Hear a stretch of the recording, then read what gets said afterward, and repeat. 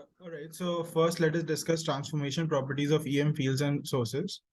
So before we head into this, let us first understand some basic fundamental mathematical tools, which are required to understand the properties under rotation, spatial reflections, and time reversal. These are the three areas that we'll be focusing on. So it is assumed that the idea of space-time coordinate transformation is familiar to us. Moving on to each of these like mathematical tools. So vector is a quantity whose components transform according to the basic orthogonal transformation law as stated here. These are tensors of rank 1. A scalar is a quantity which equals scalar product of vectors such as x1 dot x2 and are invariant under rotations. These are tensors of rank 0. A tensor is a group of quantities that transform according to the given law. These are tensors of rank 2. A pseudoscalar is a quantity that behaves like a scalar except that it changes sign under a spatial inversion.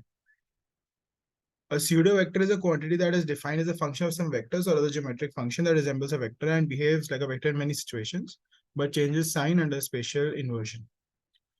So let us first talk about rotations. So electromagnetic fields are invariant under rotations. This means that if an observer rotates their coordinate system, the fields and sources will transform in a specific way so as they appear the same in the new coordinate system as they did in the original. We have done some basic calculations which prove the above given statement. Now let us talk about spatial reflections. Electric fields are odd under spatial reflection, which means they change sign when the coordinate system is reflected through a plane. So magnetic fields, on the other hand, are even under spatial reflections, which means that they remain the same. Now let us talk about time reversal. Electric fields are even under time reversal, which means that they remain same with the direction of time reversal. However, sources are odd under time reversal, which means that they change the sign. So we did some calculations of momentum, and we found that the above result holds true. Now, it is experimentally validated that electric charge is invariant under Galilean and Lorentz transformation and is a scalar under rotations. We can assume that is a scalar under spatial inversion and time reversal too, but that assumption then follows through into physically measurable quantities like force. So let us look at the first term in the Maxwell equation representing Faraday's law. Del cross E plus del B by del T equal to 0. Transforms a pseudo vector under rotation spatial inversion as even under time reversal. Thus, the magnetic induction is also pseudo vector. Now, the left-hand side of the Ampere-Maxwell law, which is 1 by mu naught del cross B minus epsilon naught del E by del T equals to J, transforms as a polar vector, which is odd under time reversal. Thus, the current density J is a polar vector, which is also odd. We have seen that the microscopic fields and sources have well-defined transformation properties under rotation, spatial inversion, time reversal. And from these derivations, we can also observe EPD all transform in the same as BMH. Now we are ready to tackle magnetic monopoles, which will be taken up by my colleague Nishita.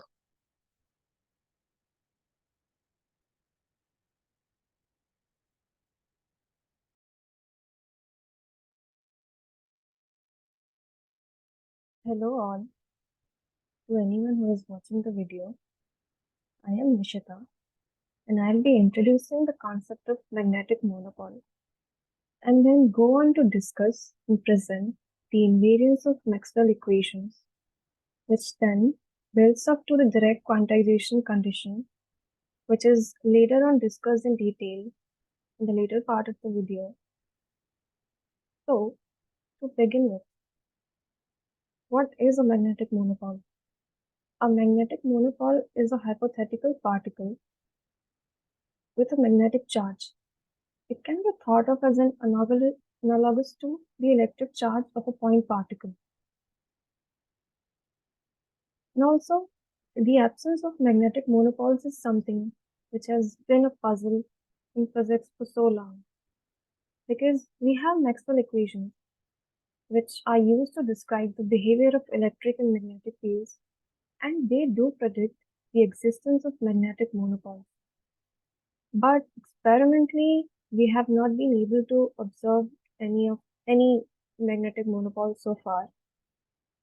And now, Jackson in his book for classical electrodynamics discusses the theoretical implications of the existence of magnetic monopoles, such as, and it discusses like things like the modification of the Coulomb law, also the quantization of electric charge. He also explains the difficulties we face while trying to detect magnetic monopoles, which, in case, can actually arise from the extremely weak magnetic fields that are produced by a monopole. Also, Jackson has also come up with some theoretical models for our monopoles, one of which is the direct monopole, which is we're going to be discussing and analyzing mathematically and also intuitively later on. So the direct monopole predicts the existence of a magnetic monopole which has a quantized magnetic charge. So as of now, the direct monopole has not been observed experimentally, but research is going on. Overall, the question of magnetic monopoles is an open problem so far in physics, and their hypothetical existence is supposed to have significant implications for our further understanding of fundamental physics laws. Now I'll go on the overview of the discussion on magnetic monopoles. Here I'm going to talk about some historical aspects and then how is it important, how magnetic monopoles become important in our contemporary physics. So magnetic monopoles are theorized to be hypothetical elementary particles. They are isolated magnets with only one magnetic pole. As of 1988, we don't have any experimental evidence of their existence. So Dirac uh, came up with an ingenious proposition. He said that if magnetic monopoles exist, their existence alone would explain that why the electric charge is quantized. Electric charge is indeed quantized. It is an integer multiple of a fundamental quantity, and it is observed in the nature. And so far, no other argument has been able to explain that fact. So Dirac's theoretical proposition does explain that to some extent. Now, uh, since it is concerned with magnetic fields, we're gonna discuss Maxwell equations because Maxwell equations are the equations which govern how electric and magnetic fields interact with each other. So, before we go on and talk about what Dirac talked about, we need to talk about Maxwell equations in our case. And we'll have to do some preliminary checks also. So in our case, we'll consider that in addition to an electric charge density, we also have a magnetic charge density rho m and a magnetic current density Jm.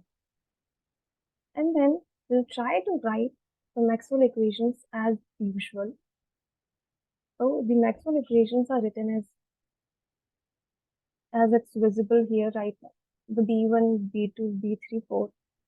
You can see there is a simple modification owing to the fact that we have now in addition to electric charge and current densities rho E and Je, we also have rho m and Jm, which are magnetic charge and current densities respectively.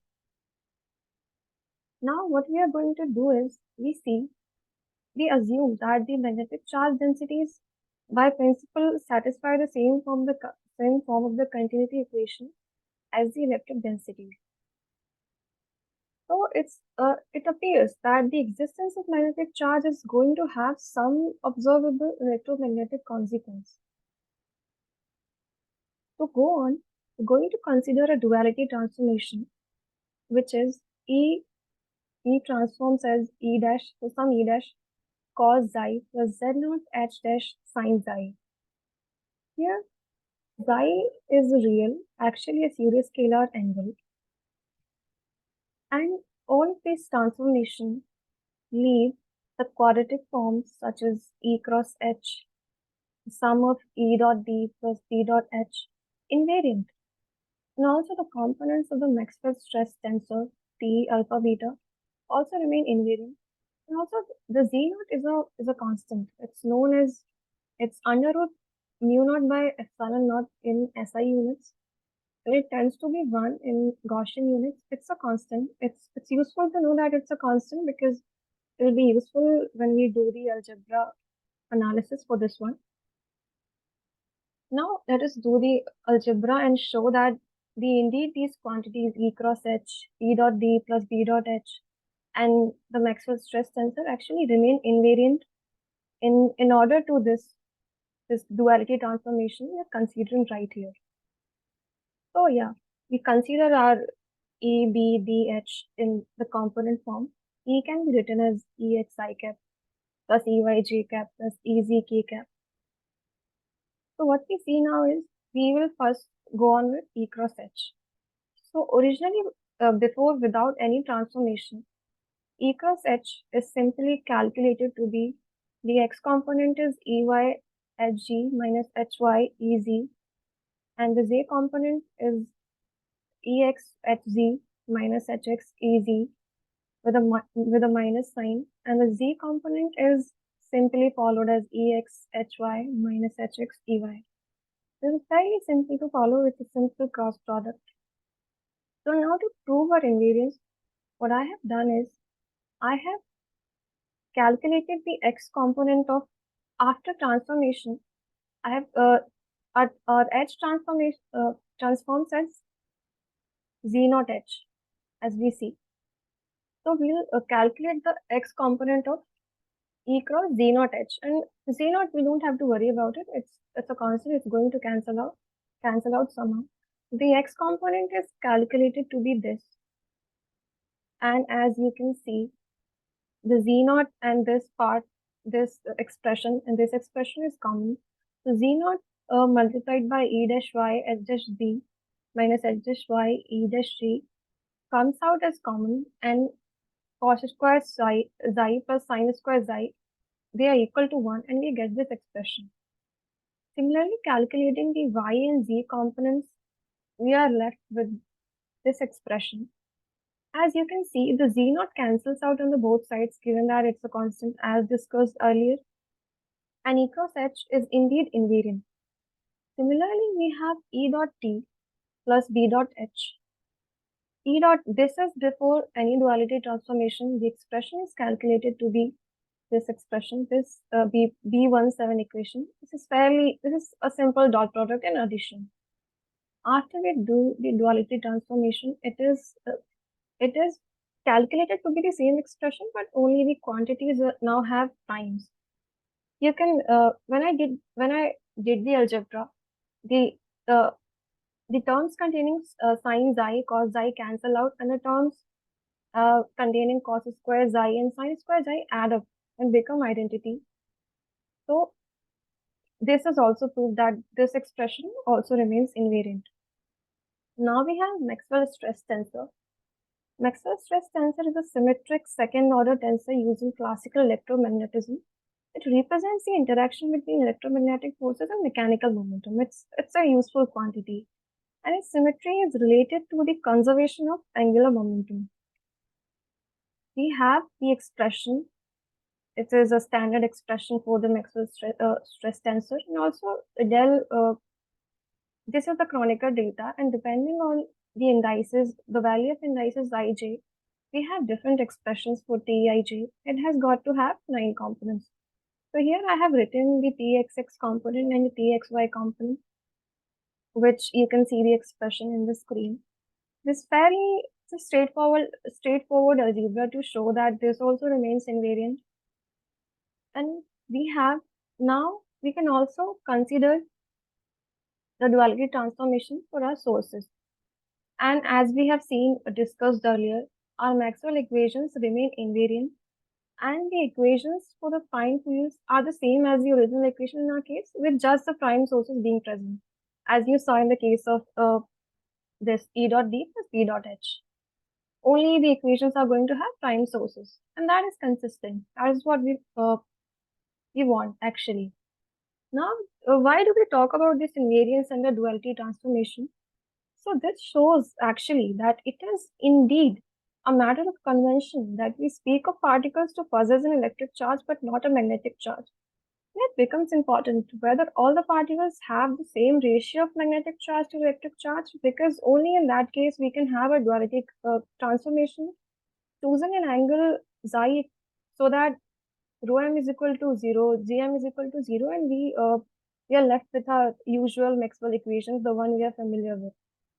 Concludingly, to a high degree of precision, we do know that the particles of ordinary matter possess only electric charge, or we could say they have the same ratio of magnetic to electric charge. Now, this is of significance. This concluding point is significant.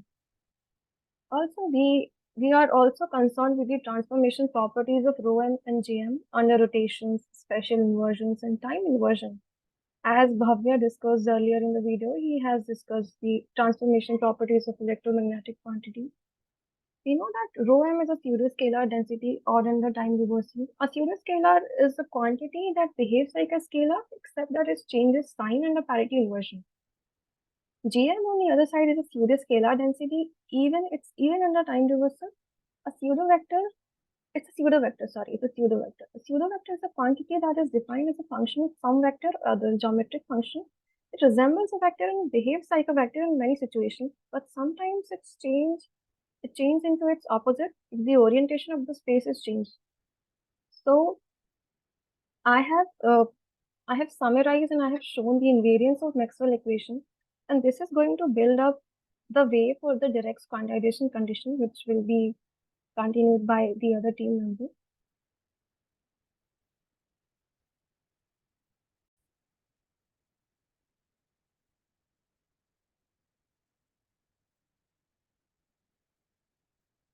Cool.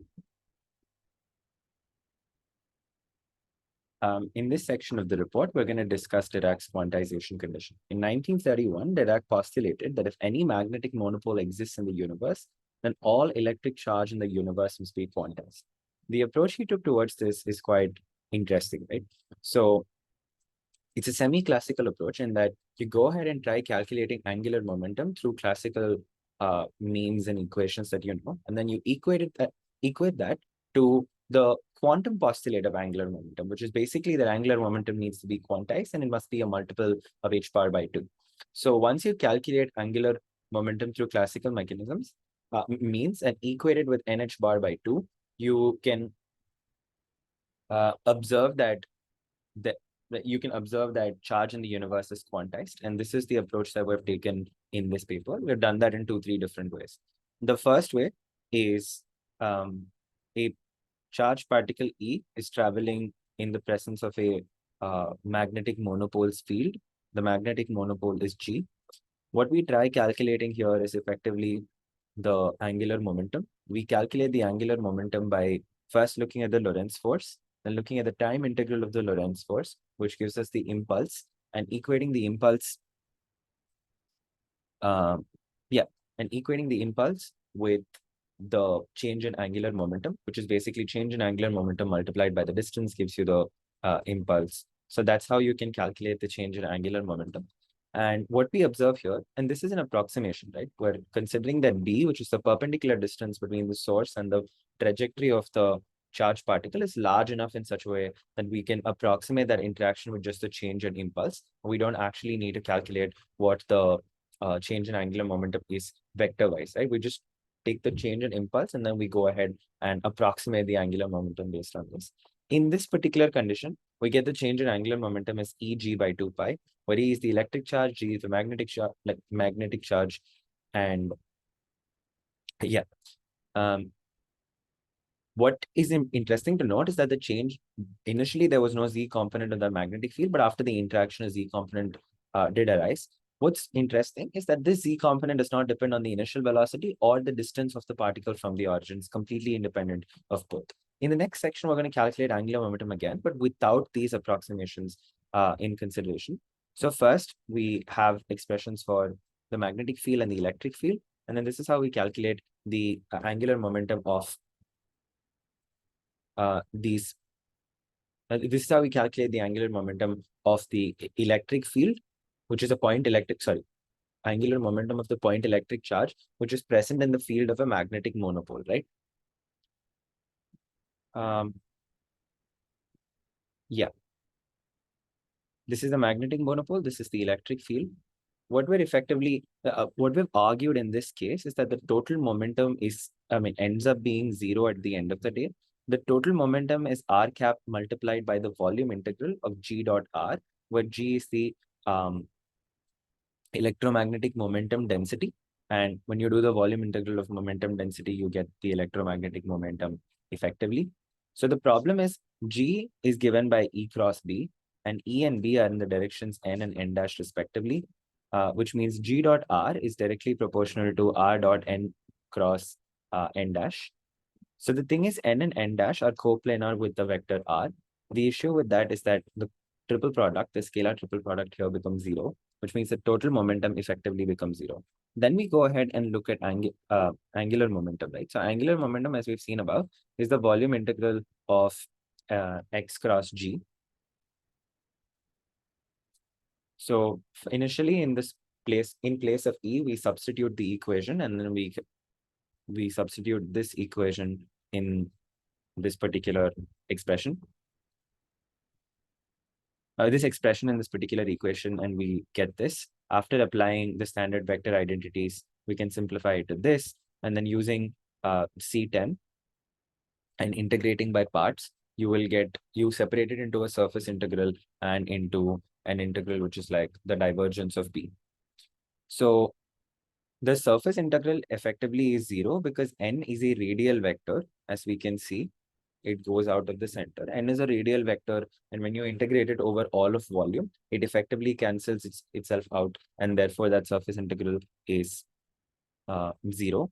Here, because the magnetic field, the magnetic potential here, B, since B is caused by a monopole, the divergence of B ends up being a Dirac delta function, and the field angular momentum can be calculated as Eg by 4 pi again.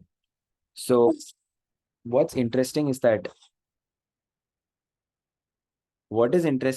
even after considering the approximation and generally with the vectors, the solution remains the same. What you do beyond this point is quite simple, right? You go ahead and equate this with n h bar by 2 pi, which is effectively the quantum part of all of this derivation, which is that angular momentum needs to be quantized. So there are a couple of other alternative approaches too, and we'll solve this particular problem in an attempt to go ahead and look at other approaches that prove quantization, right? So let's consider a particle called dion. These dions possess both electric and magnetic charges. We need to show that the Dirac quantization condition is generalized for these two particles that possess magnetic and electric charges. Initially, we were considering one, now we're just considering two particles. But this case is as simple, if not as simpler than the previous one, right?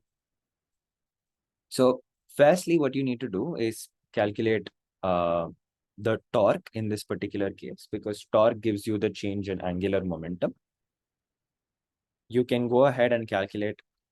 So I'll quickly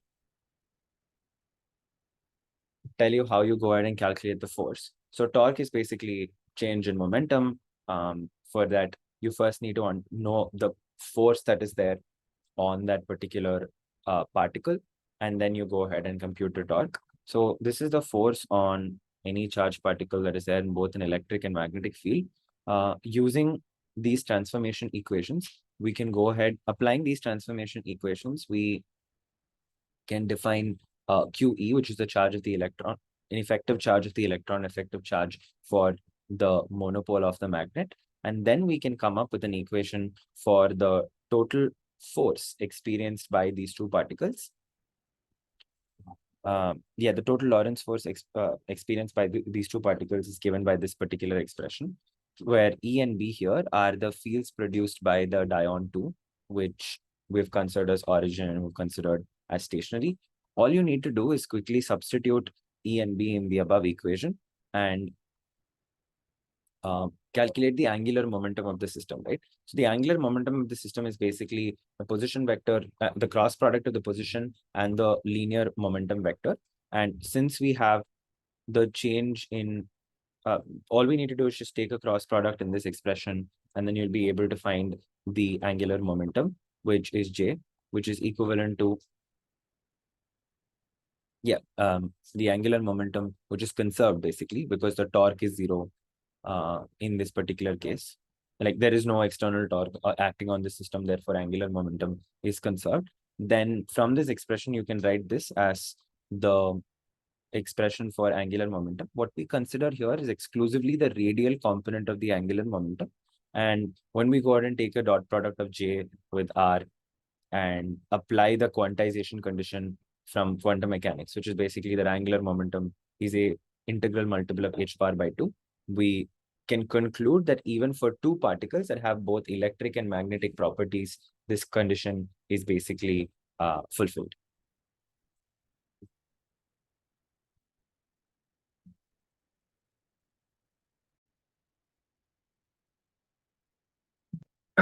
Hi, I am Manish from a third year engineering student, and I'll be introducing you to Dirac's quantization argument, first presented in 1931 by Paul Dirac. Dirac imagined that the magnetic monopole is the particle at the end of a long line of dipoles or at the end of a tightly wound solenoid with such a still curve. This semi-infinite configuration is depicted in the figure on the screen.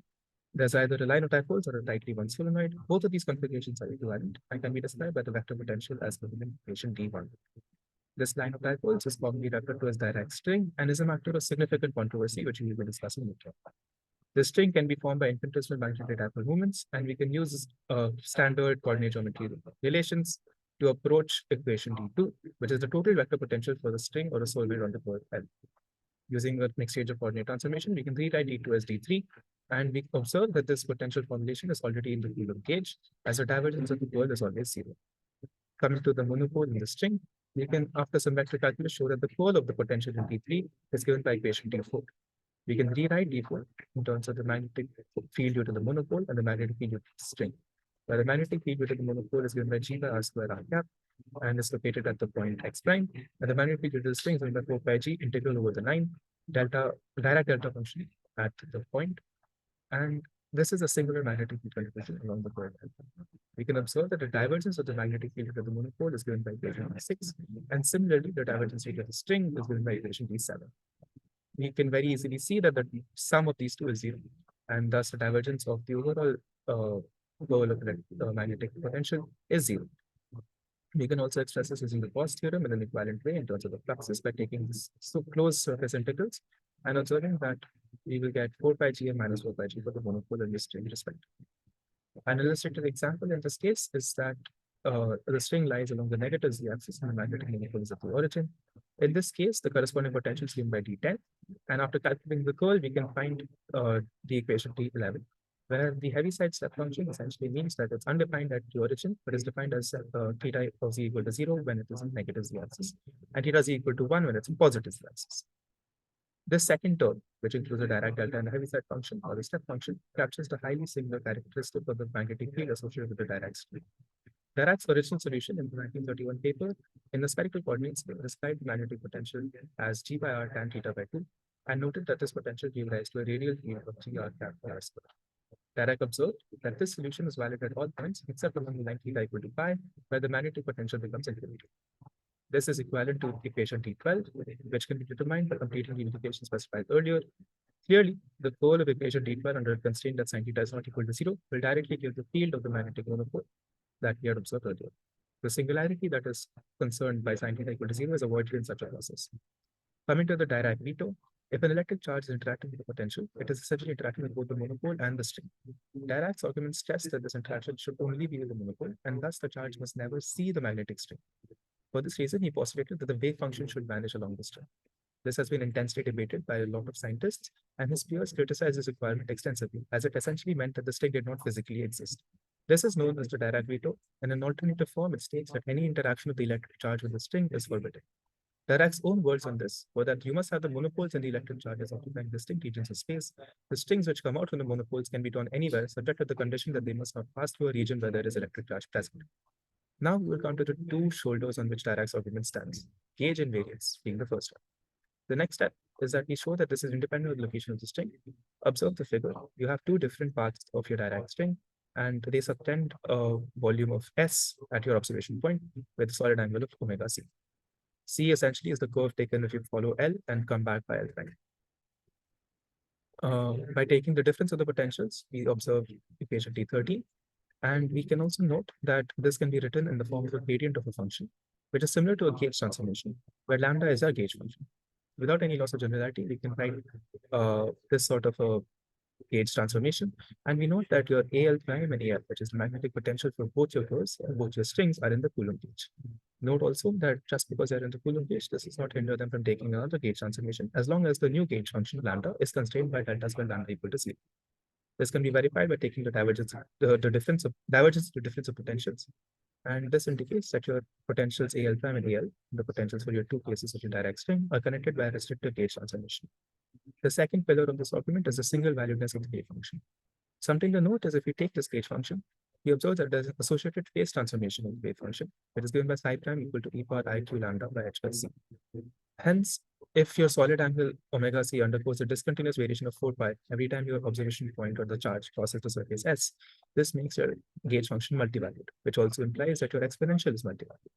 And thus, if whenever your q crosses S, your transformed wave function will be multivalued. This is physically not possible, as wave functions have to have single value. And this then imposes the constraint that e power I 4 pi qg by h plus c is 1, alongside e power the known identity that for an integer n, e power I 2 pi n is equal to 1, we directly get Dirac's quantization condition. To conclude, the field of the monopole does not depend on the location of the string, but in order to assemble the Dirac quantization condition, we need gauge invariance and the single valuedness of the wave function. An alternative interpretation does not focus on the location of the string, however, the fact that the string is unobservable. If we consider that omega 1 is corresponding to one side of the surface and omega 2 to the other side, the related by omega 1 is equal to omega 2 plus 4 pi. Naturally, again, we get a similar exponential relation.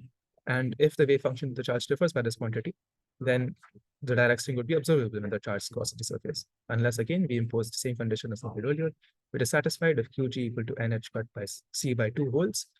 In conclusion, we can only impose a Dirac condition if we have to ensure that the string is unobservable to the charge.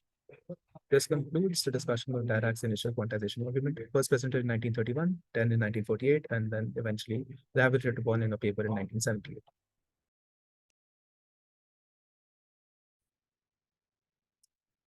Hello everyone, I'm Anubhav Chandrakar, roll number 200260007, and I'll be covering the part of induction detection of monopoles.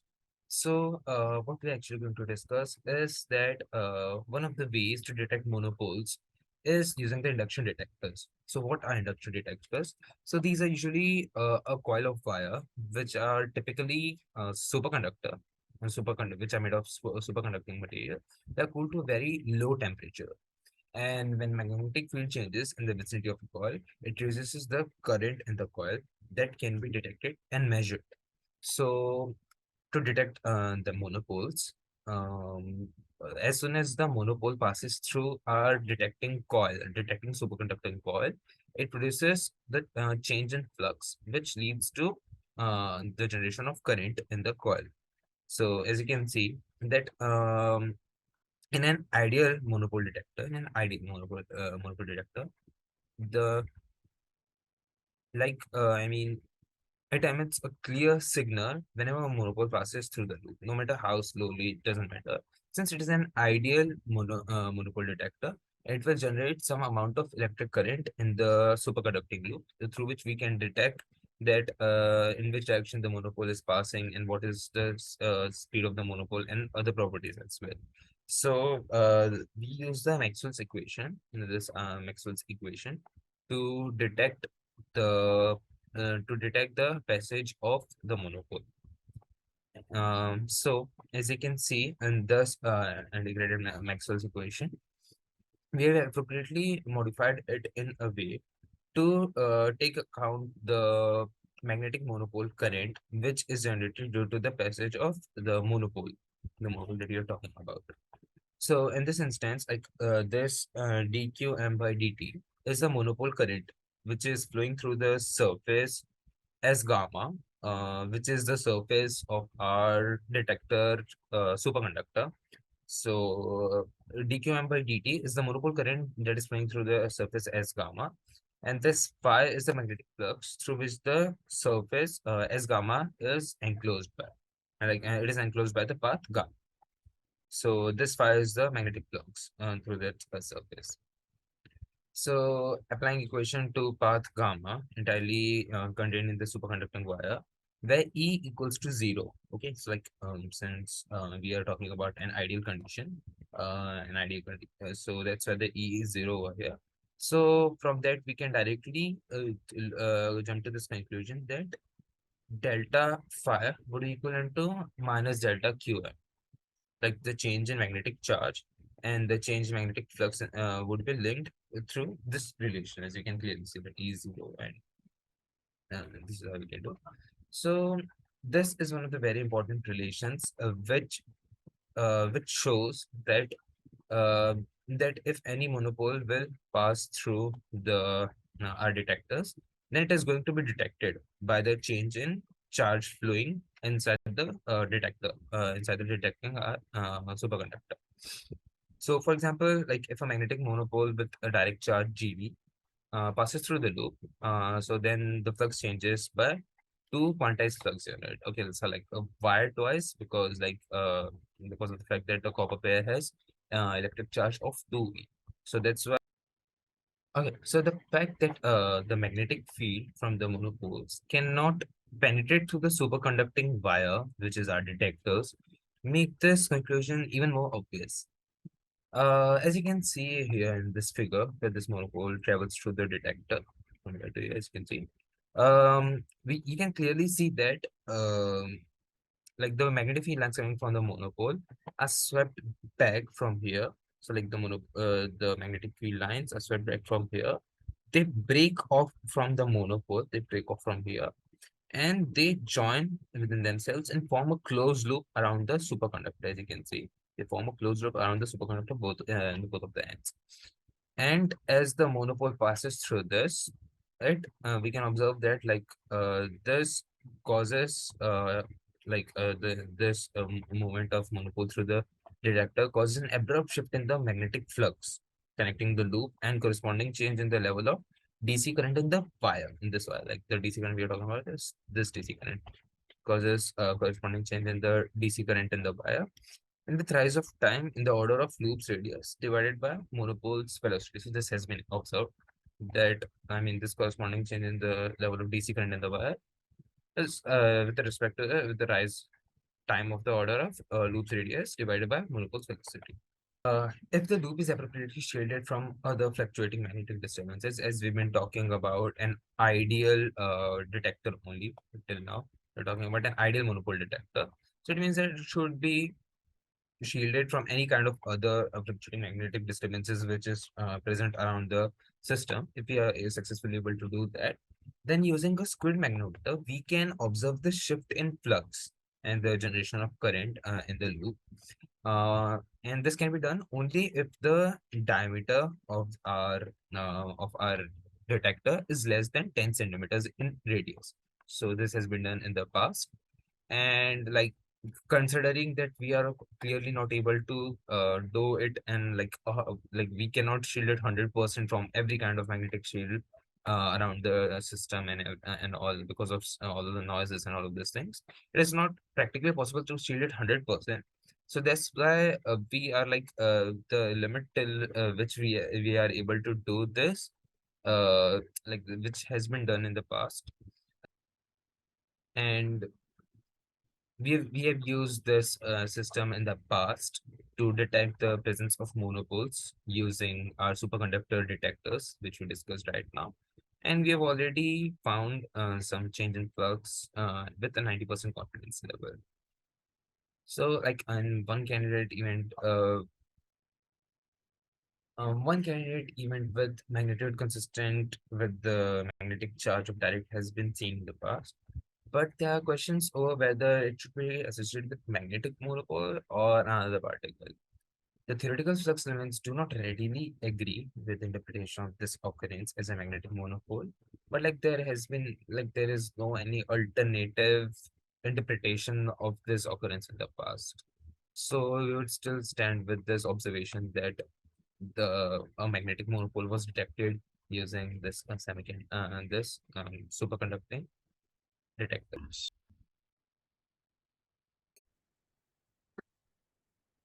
Now let's look at the tutorial problem that we came up with. So the idea behind this problem was when we were looking at different ways to derive the Dirac's quantization condition, there were multiple approaches that different papers had suggested. Couple of, and then we decided to take one of those approaches, frame a question out of it, and see if people are able to reach the Dirac's quantization condition from the initial considerations that we have given in the question, basically. So in this question, you have a charge, and the charge is moving with the speed that they have given, which is basically v or x dot, which is the time derivative of x. And this happens in the field of the monopole. From this configuration, you need to derive the semi-classical quantization condition. So the first thing that you try doing for semi-classical quantization condition is understanding what the Lorentz force is. In this particular case, it's quite obvious. There is no electric field. Therefore, the Lorentz force is basically what you see here, this expression. So why do we, the one is the Lorentz force, and second is understanding what happens to the total angular momentum. We know that the total angular momentum is conserved because the field of the monopole is spherically symmetric, and there is no external force that is acting on it effectively because of the symmetry. Therefore, there is no change in momentum, and therefore the total angular momentum is conserved. After calculating the Lorentz force, the next step is to go ahead and calculate the torque experienced by the particular particle. And we calculate the torque by taking the cross product of position with the cross product of momentum, which is basically x cross dp by dt. And you have come up with that as d of x cross p by dt.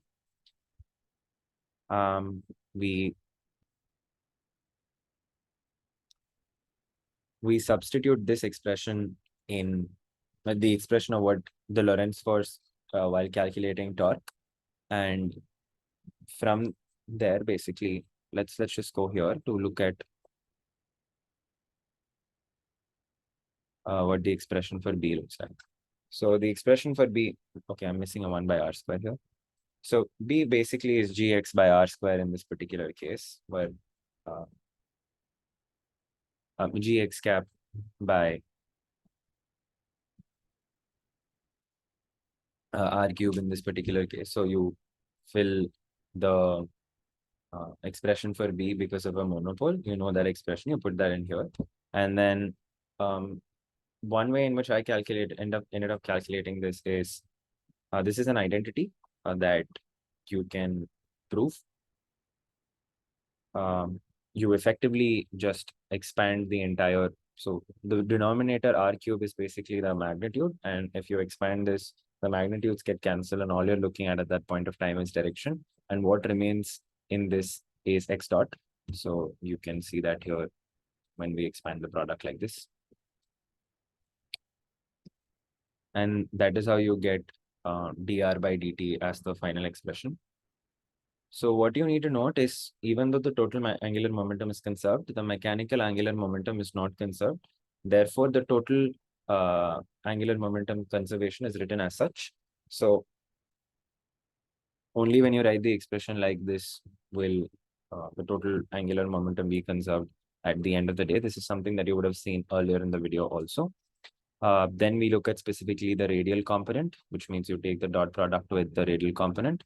And according to quantum theory, the momentum must be, the angular momentum must be integral multiples of h bar by 2. And therefore, we can quantize the radial component of the angular momentum by equating qg by c to nh bar by 2. And this gets you the Dirac condition. So just the simplest way to remember how to solve these problems is: one, calculate the Lorentz force. Second, go ahead and calculate the torque. Third, determine if the angular momentum is conserved, or is the total angular momentum is conserved, and whether the mechanical angular momentum is conserved or not. When you write all of these equations, try plugging in the values of B, H based on whatever information is given in the question. After doing that and simplifying using vector identities, what you effectively get is an expression for the total angular momentum. You take the radial component of that total angular momentum, and then you equate it to and then you quantize it, which is where the quantum picture in this entire classical solution arrives, and therefore you get a semi-classical derivation of Dirac's quantization solution. Thank you.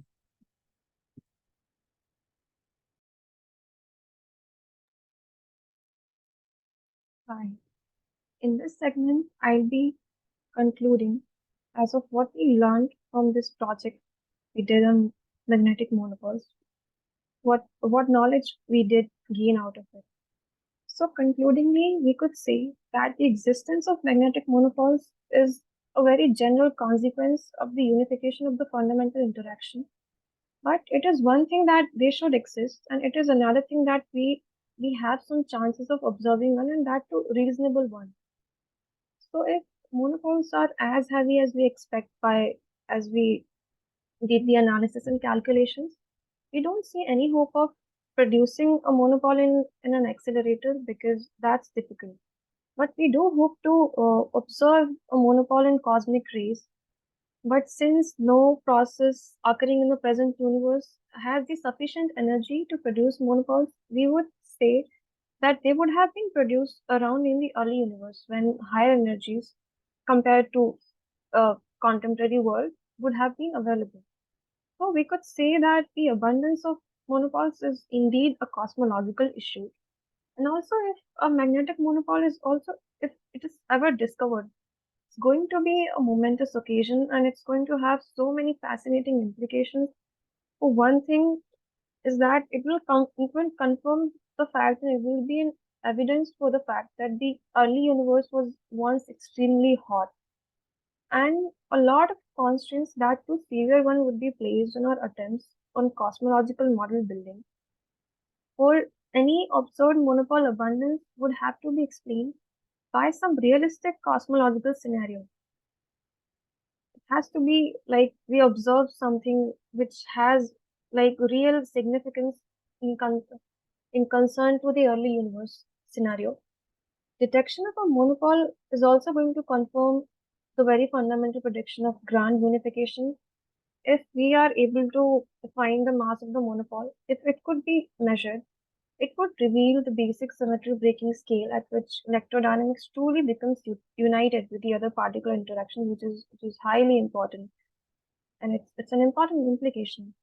But even so, if we never see a magnetic monopole, it's leaving us with a lot of gains because by studying monopoles, we have been left with so many insights into, for instance, like gauge theory and quantum field theory from this study itself and from this study itself. And you can, if you want to go deeper in that, you can go into the paper by Preskill. It's mentioned in the references. That's it. Thank you.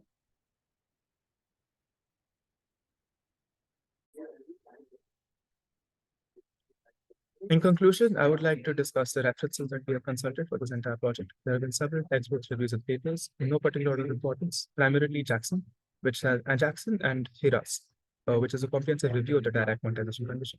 These two have been the primary source for the structure and content of this report. References 3, 4, 5 are the three papers by Dirac in 1931, 1948, and 1978. There is a very nice review by John Preskill on magnetic monopoles published in 1984, which covers multiple various attempts at understanding, explaining, or experimentally finding magnetic monopoles. Saha and Wilson have proposed semi-classical theory that derives the Dirac quantization condition using reasonably intuitive principles. Pierce and Schwinger also propose semi-classical theories. The tutorial problem that we have discussed is based on Pierce's semi-classical approach, and Schwinger's semi-classical approach essentially is the basis for Jackson problem 6.17. An experimental technique to detect a magnetic monopole based on squid architecture is taken from Preskill's review. The appropriate citations for this technique are contained there. The conclusion of the report and the philosophical motivation behind the study of monopoles is also related to Preskill. We recommend the interested reader to refer to Heras for a further detailed analysis of Dirac's argument and the various modifications to the monopole suggestion that have been proposed to address the controversies that Dirac's string created, and further quantum mechanical approaches to derive Dirac's quantization condition. Thank you.